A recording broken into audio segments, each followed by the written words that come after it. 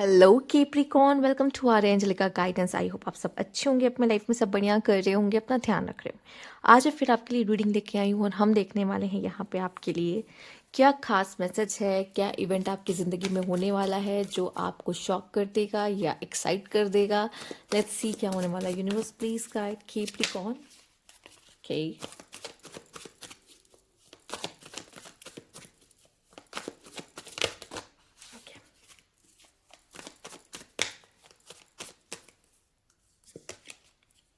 Night of wands, the devil.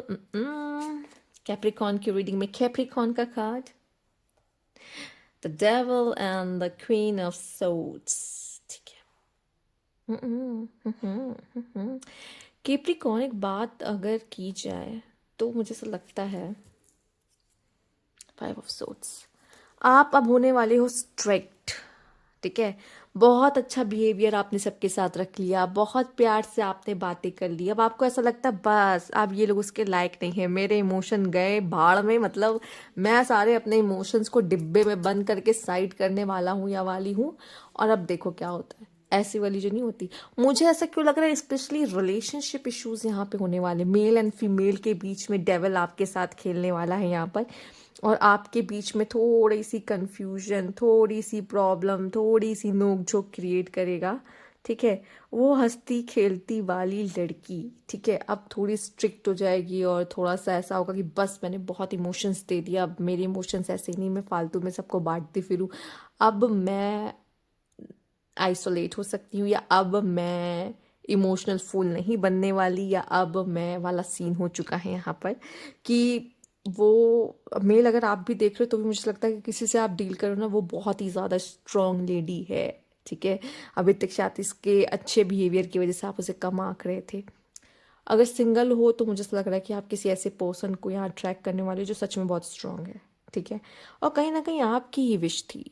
और अगर females आपकी बात करें तो मैं देख रही हूँ कि कोई आप ऐसे पर्सन को अट्रैक्ट कर रहे हो जिसको आपकी सच में ज़रूरत है, और उसको हीलिंग या उसको डायरेक्शन की या उसको सही दिशा की ज़रूरत है। और जब वो आपसे टकराएगा, जब आप उसको सही दिशा सही रास्ता दिखाओगे तो शायद उसके भाग्य में कुछ बदलाव हो।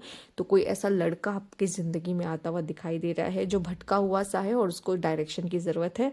और फीमेल्स और सॉरी मेल्स की बात कर ली जाए तो बहुत स्ट्रॉन्ग वुमेन से आप डील करने वाले हो, टू बी रेडी। ठीक है केप्रिकॉन।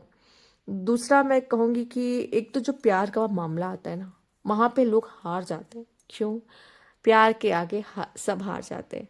और यहाँ पे डेवल थोड़ा खेलता है, थोड़ा डिस्टर्ब करता है, थोड़ा सेपरेशन देता है, रिलेशनशिप में इश्यूज देता है, मिसअंडरस्टैंडिंग करवाता है। बट अगर आपको आप दोनों पर भरोसा है और अपने कनेक्शन पे है तो वो नहीं टूटेगा, वो बस आपका इम्तिहान लेता है अगर रिलेशनशिप की बात की जाए तो।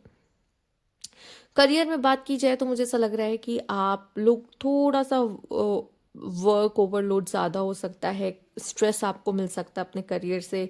और आप अपने इमोशंस, अपने रिश्तों या फिर अपनी पर्सनल लाइफ को थोड़ा साइड करते हो, अपने काम को ज़्यादा इंपॉर्टेंस देने वाले हो, काम आपके लिए ज़्यादा इंपॉर्टेंट रहने वाला है, मेहनत आपकी डबल होती दिख रही है। ठीक है, जो इन्जॉयमेंट था वो ख़त्म हो गया, अब आपका सारा समय आपके काम में ज़्यादा लग रहा हो, ये चीज़ मुझे दिखाई दे रहा है। ठीक, let's see universe please guide. Okay, capricorn, thought चक्र।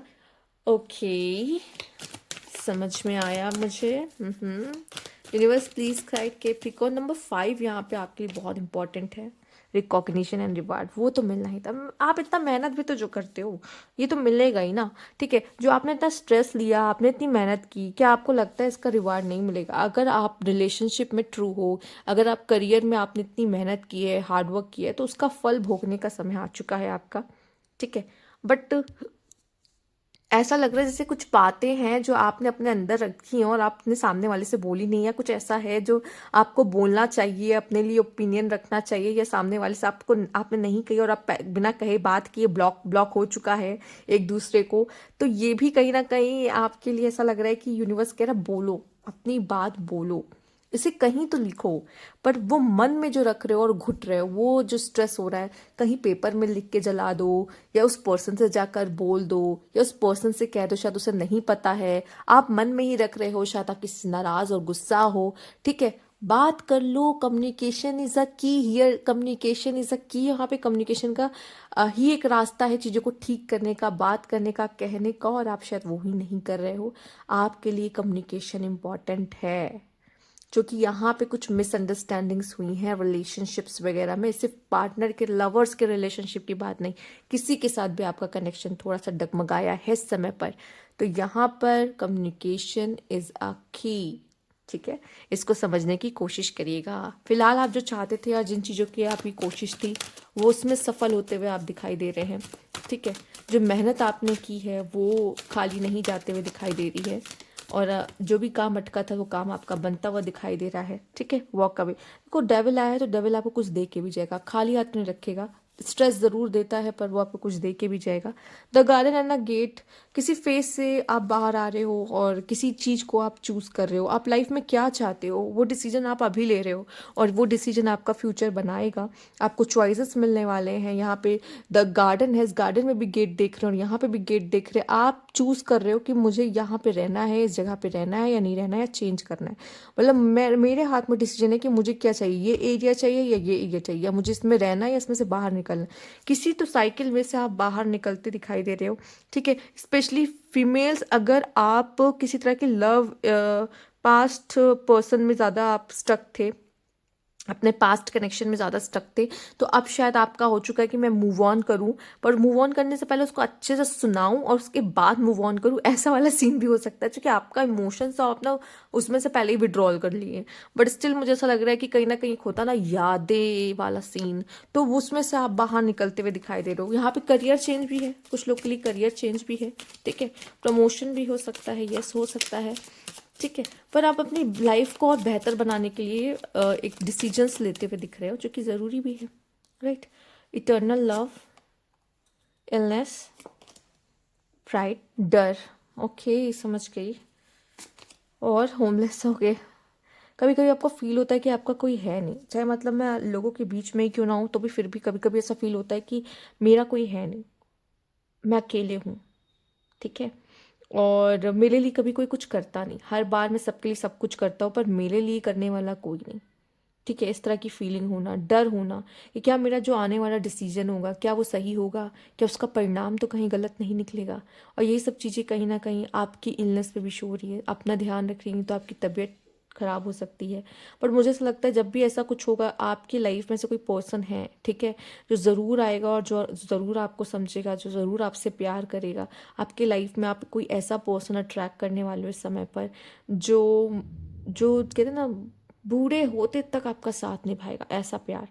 ठीक है, तो जब भी आप कभी अकेले, डर में या बीमार पड़ते हो, वो इंसान आपके लिए खड़ा हो जाता है, वो इंसान आपके लिए आ जाता है।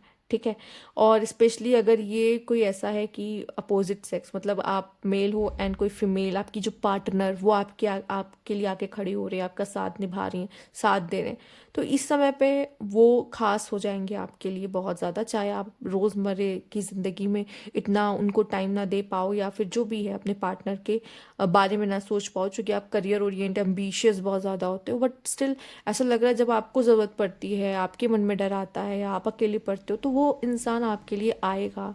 ठीक है, चाहे वो मेल हो या फीमेल, वो इंसान आपके लिए आएगा और वो आपके लिए खड़ा होगा। वो ये शो करेगा, कोई है जो आपके लिए शो करेगा कि वो हमेशा आपके साथ है। ठीक है, तो इस तरह का भी फीलिंग कोई पर्सन आकर आपको दे सकता है यहाँ पर। और ये थी आपकी रीडिंग कैप्रिकॉर्न। अगर आपको अच्छी लगी हो तो लाइक कीजिएगा, सब्सक्राइब ना चैनल अभी तक नहीं किया है तो कमेंट बॉक्स में ज़रूर बताइएगा। Thank you for watching.